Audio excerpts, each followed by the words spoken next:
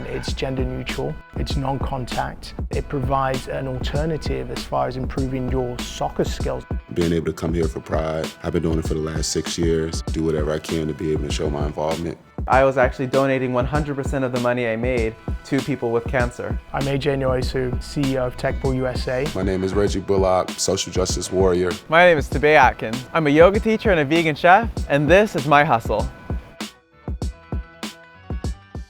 2 away for Drew Davis. Oh my God, no way! Absolutely no way! Drew Davis just tied it up! It's funny, like when you tell them about your idea and it's not doing well, they think you're crazy. And then when you have a video that gets 1.8 million views, you're a genius. So they flip on you real quick. 2021, MLW had its best business year ever. We made just over $250,000 in revenue. I'm looking to do better numbers this year and we're on track to do so. What's up guys, I'm Kyle. And I'm Tommy. And this is My Hustle. It all started in 2010 in the summer in my front yard with Tommy, my 2 brothers, and his sister actually. Just playing pickup wiffle ball as kids in the summer with no responsibilities in the world. But it'd be like an all-day thing. Like we would just play till sundown, just wiffle ball all day, maybe like 5 or 6 games, because that's like all we did as kids. When I went to the University of Michigan, I majored in sport management and entrepreneurship. So honestly for me, it was all tailored around MLW, and I wanted to make it financially stable by the time I graduated. I went to Michigan State University and studied mechanical engineering, got my degree there, which was not an easy degree to get. Me and Kyle are always having these conversations about trying to level up and to grow the brand, so made the decision to come full-time, and I literally told my parents I didn't want any other voices in my head trying to change my mind. So we made it financially stable mainly because of our YouTube channel. We invested in our content fully from 2018 on, so just spending a lot more time in preparation for the videos and investing in equipment. And thankfully our YouTube channel sits at 350,000 subscribers now. We have a merchandise line, we have tournaments, we have sponsors, so those are kind of like our 4 main pillars of revenue streams. But we really just invest in our content. That's what our bread and butter is, that's what we really pride ourselves on. Hello everybody and welcome to The Meadows. I'm Kyle Schultz alongside Tommy Coughlin. The Magic are coming off of yet another disappointing series. They were swept by the Preds before the All-Star break and are now sitting at 2-7. So a tough spot for Agner and company. And as for my Western Wildcats, we have my full 4-man lineup here today. That includes myself, Nick Saylor, Jackson Pearson, and my rookie Ty Smith, who I'm still very excited about. So if we can just get the bats going today and I'm throwing strikes, I think that's a good recipe for success.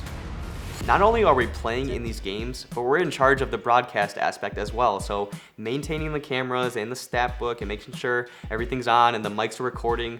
We're wearing 2 hats at once. It's like not only do we want to play good for ourselves and our fans, but we need to put on a good product too. Most of the stuff is done in-house by Kyle.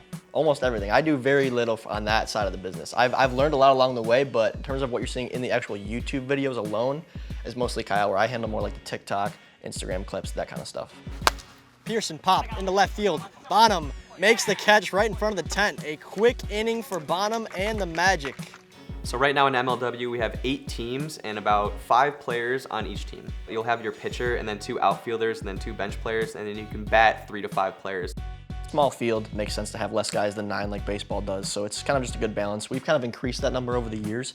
I mean, some of the first teams only had 2 guys. Like me and Kyle were a team, just us 2, a pitcher and a fielder, which is so much fun, but we want to, grow the league and stuff like that, so we've expanded, made the field bigger, more players, that kind of thing. We love flair, we love excitement, so I'm talking bat flips and getting in people's faces after strikeouts, flexing after they get a strikeout. At MLW, I mean, guys are chucking that bat. I'm talking like 100 feet, like into the woods. On YouTube, personalities are so important, right? Like everyone likes to watch their creators for not only what they do, but for who they are. So like our fans are so invested in us as people too, and like even not just us, but all the players in the league. My name is Jimmy Norp, and when you say get Norped, it means I probably did something cool on the field to piss off the other team.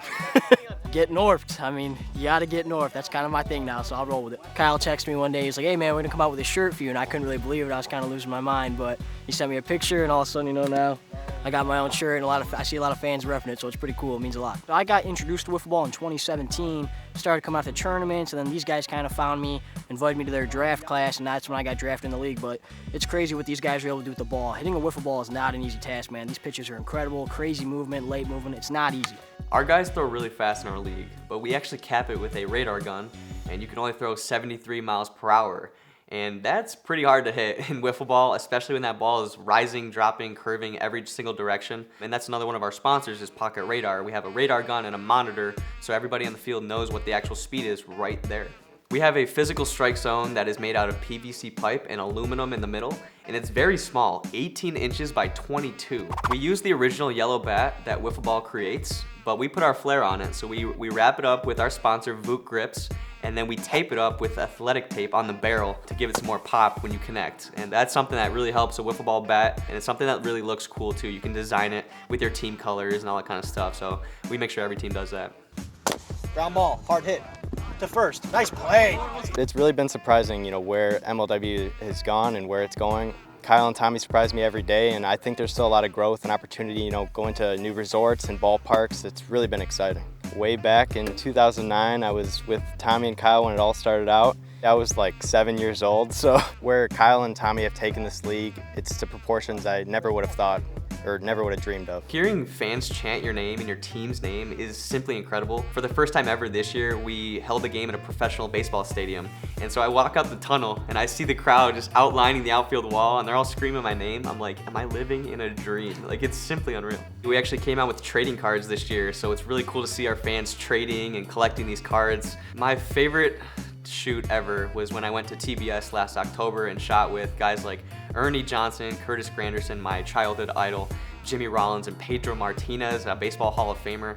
Oh my goodness, I was on cloud nine. Absolute dream come true to shoot with them, and they all loved the videos too. They were like saying like, you guys really put a professional product out there, and actually playing wiffle ball with them, they were like, wow, it's actually like really hard to hit. Like, you guys are really doing it right. So it's so surreal to me, still to this day. It's crazy. In the left center field, carrying and gone. Kyle Schultz leaves the yard and makes it 7-0 Wildcats. For the future of wiffle ball, we want to continue branching out within the country and within other countries, honestly. We want to host events in LA, in New York, in Chicago annually. That's something that me and Tommy really are looking forward to doing here in the next few years. The ultimate goal for me and Tommy, really, and all of MLW, is to have our own stadium. So something that houses all of our league games, tournaments, a national championship of all the events we run. We want that to be the mecca of wiffle ball. And I don't know if that's a 5-year plan, 10-year plan, or even sooner than that, but that's my ultimate goal with MLW. I think what inspires me and what keeps me going is just like the endless possibilities with wiffle ball and just with our brand that we've created. Showing your family members, your friends, and your fans like what's possible if you really just work towards a goal and always work on bettering yourself is just really cool. And how many people can I affect while I'm here in a positive way? I'm not trying to prove anything to anybody. I'm just trying to make the best possible content and see what I can do. And I'm looking for the endless pursuit of my own approval. Coming up next. We're at dinner with Gary Vee. I'm in Snoop Dogg's office. Bun B's my business partner over here. Yeah. I gotta talk to Future about NFTs. Like, what's going on right now? This is even real? Is this even real life? Like, I'm actually living in it.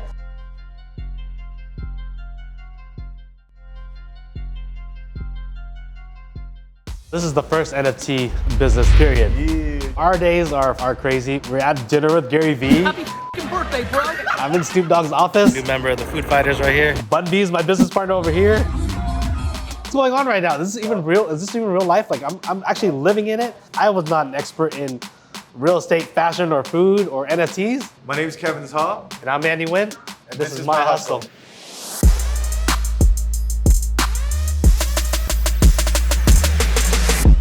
We are in Long Beach, California. This is our location for Bored and Hungry, the first NFT-themed restaurant. Welcome to the Bored and Hungry space. You guys are here today at our restaurant. So we're gonna take you guys in and show you guys a little bit about our apes and why we decided to pick certain ones. Bored and Hungry was only supposed to be here for 90 days as a pop-up, but it became such big headlines and everyone kept talking about it, and it really changed the game that we had to make it a permanent space. We had to pick this ape because it's a service ape. It has fries and a burger in it, which is the theme of our restaurant. We have this ape over here who has a striped shirt. The reason why we picked this one, because it looks similar to our main ape, which is the one that costs the most. All right, we got our main ape here. We named him Henry the Hangry Ape. He cost us $267,000 for this guy. Well worth the investment. He's completely changed our lives, and happy to have him part of the family. It's more than JPEG. Come on now. The grand opening day, we were only able to go through 1,500 people. There were a lot more people in line, jumped out because the wait was really long. I think the longest wait lasted about 4.5 hours down the block into the neighborhood. It looked like a party. Like the whole area was flooded. We had tents, we had musical performances. This customer came in and was like, I flew in from Miami to go eat this, and I got to take my flight back out in 2 hours.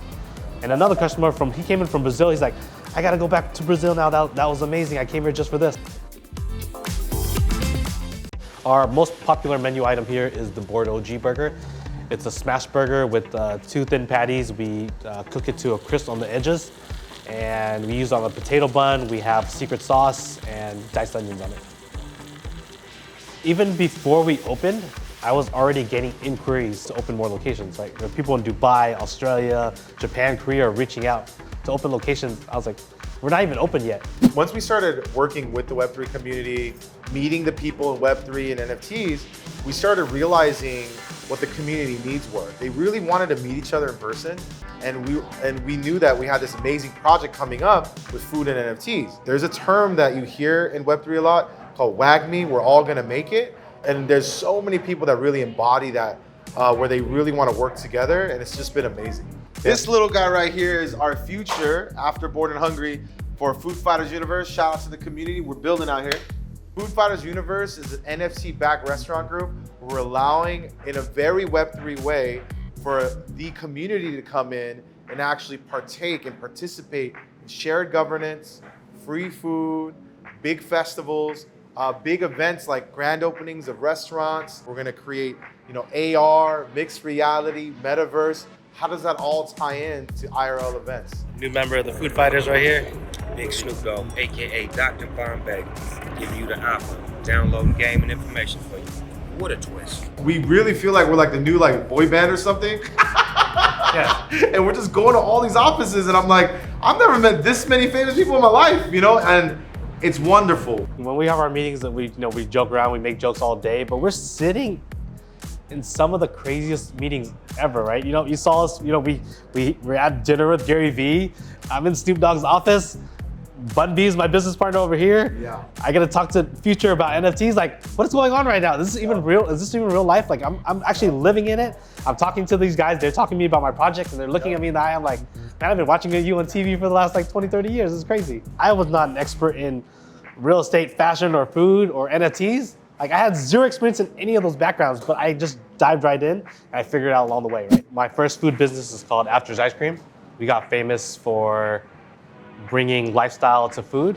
We have this nightlife culture. If you didn't want to go to a club, you'd go to After's Ice Cream because all our stores open till midnight. We had funny quotes on our wall. We have all this crazy streetwear type of merch. So we brought this new vibe, and also we put the ice cream in a donut, which completely changed the game. And along the way, I built other concepts with a lot of notable people. I have a burger concept with Bun B called Trill Burgers. Joshua Vides, we have a coffee shop called Matte Black Coffee. Cookie Star called Dough and Arrow. The list goes on. It's hard to think of what we have, but there's a lot of different brands under the umbrella. What was the question again? As long as you get your work done, I think it's okay to be silly. I think it's okay to be yourself. I'm a big proponent of that. My journey was, it's actually very different from Andy's. I started in corporate America. So I eventually got out of corporate into startup culture. I got into media that way, and I started filming restaurants and trying to help them during the hard times, especially during the pandemic. And through creating film and food and culture, that's where me and Andy met. And when I saw that he was doing all these different concepts, I was like, who's this guy? He's crazy. We made sure that we did a lot of custom packaging. I think that was important to this brand to showcase what the food looks like and incorporating the IPs. We have one of the mutants here on this packaging, which carries our fries, and then this one carries our burgers. The company, Bored Ape Yacht Club, owned by Yuga Labs, created a token, like an actual cryptocurrency. No one created utility, meaning you couldn't use it to buy anything yet. But we were the first place ever, even before the makers of the coin, we created an item that you could buy, which is food. Every single day right now, it's an adventure. We get to build, and one of the most beautiful things about this space, it just re-sparks your imagination. So everything we're trying to do, we're doing it. And it's just absolutely crazy. Coming up next. The beauty of it is it's not just soccer players that have adopted it, it's the intersection of lifestyle and culture as well. So the likes of Justin Bieber, Adam Levine, and Hugh Jackman, etc.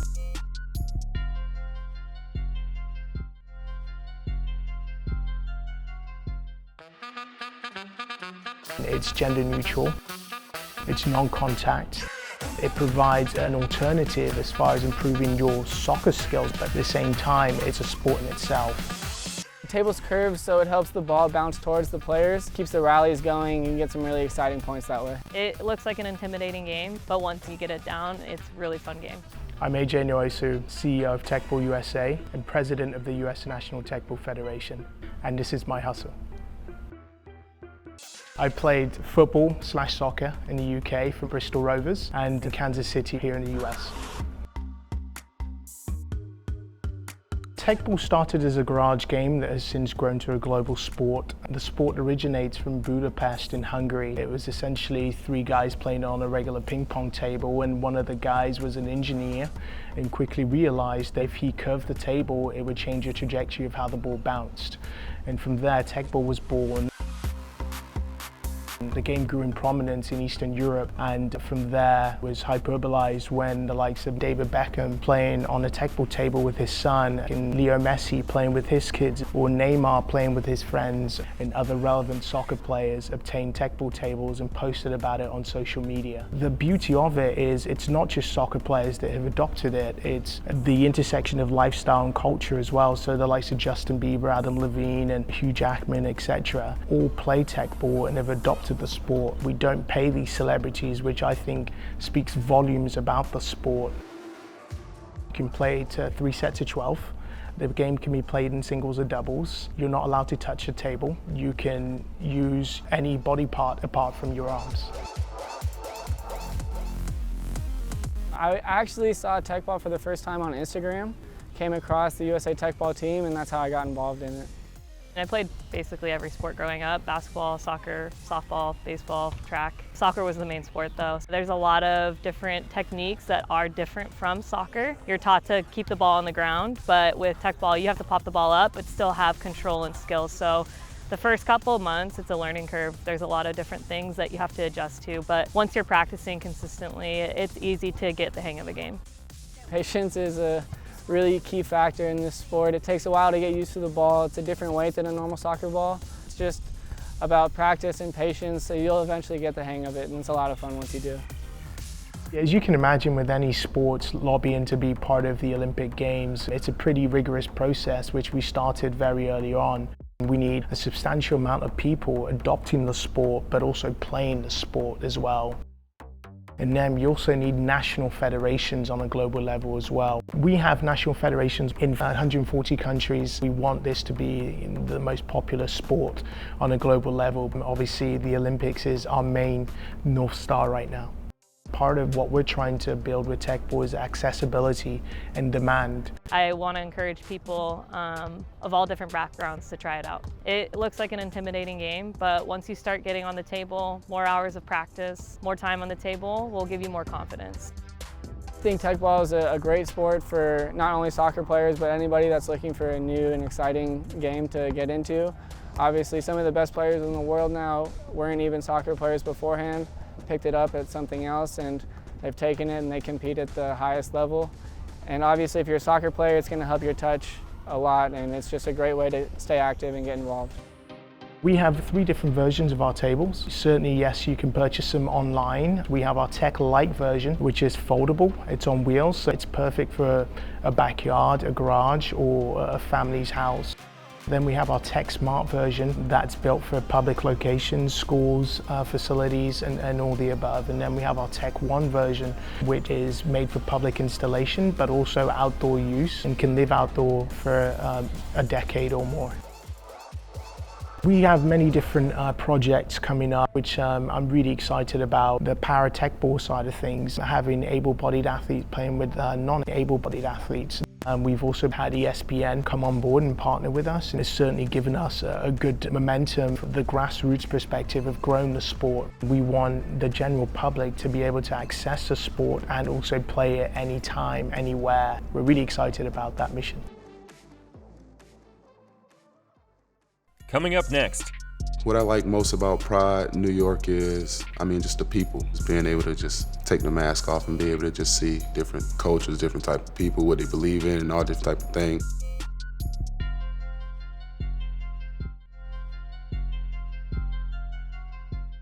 What I like most about Pride New York is, just the people. Just being able to just take the mask off and be able to just see different cultures, different type of people, what they believe in, and all different type of things. Obviously, I'm an ally, I'm an ambassador for the community. The biggest thing I just try to embrace is be with the people, do whatever I can to be able to show my involvement and let them know that I care. Hey, what's up? My name is Reggie Bullock, NBA player, social justice warrior, and you're watching My Passion.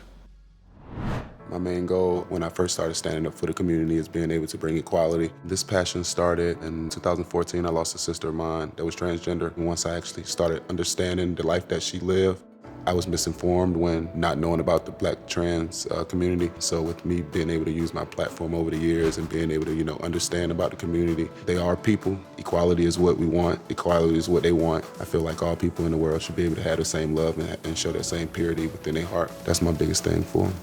I love everything that the NBA has going, but trying to bring light to these situations that go on in the LGBTQ community. Over the past 6 years, NBA Cares, the different floats and different type of stuff they do for the Pride Parade has been huge. As been a ambassador, as an ally of the community, seeing the work that they've done, one of the biggest platforms in the world. It's been nothing but great. Some of the initiatives that I want to see is being able to live within your own self.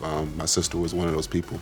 That she believed what she was, and that's my biggest thing is just trying to form some type of equality within all sports, within all genders, for people to be able to do what they want and stand on what they believe and what they are as a person. So things are going in the right direction. It's just all about everybody being able to see it. Athlete Ally was one of the biggest organizations that I've done a lot of different things with. It's an organization that, just try to stand up for all people, stand up for people that's within the community. With me just teaming up with them, I think it had a lot of the points that I wanted to be able to attack as an athlete and stand up for, and a lot of those things was able to come true. I felt great once I won the Kareem Abdul-Jabbar Social Justice Award. It was pretty cool to be able to have all my teammates come into the locker room and, to get a surprise call from the GOAT himself. Like Kareem, it was pretty special. I was definitely very surprised, and it was a great thing for me and my family to be able to, enjoy and know that the work that I'm putting in for my sisters is definitely being shed light on.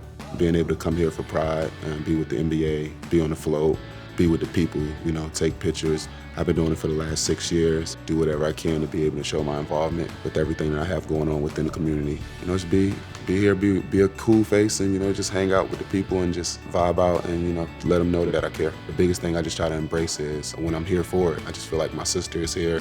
She's living it within her true self. And the first year I came, I brought my son, and it was just great to be able to show him that everyone is one, and just to try to keep pure love in his heart, and just try to be in support of one thing. Different things that I'm in support of right now currently with my activism. Kinston Teens is an organization back home that that focus in with rebuilding the community, trying to better younger kids' lives, and with gun control being in the wrong place at the wrong time, being able to push for gun control laws, being able to lose a sister like that due to gun violence. It was a big shock to my family. I'm just trying to push for better lives for all people. Some advice that I would want to give people is, if you don't know about something, be able to try to do your own research, whatever you're passionate about. These two different things that happened to me with my sisters, it was something that I felt like needed to be shed light on, learn the right terms, and like I said, it was something passionate. Some goals that I want to hit is being able to, continue to keep doing the things that I'm doing, being able to stand up for all people, be a 2-time Kareem Abdul-Jabbar Social Justice Award winner, extend my season a lot further than it went this season, and continue to just keep pushing for the right things and the right matters within the world that I want to see improvement in, and those are my goals.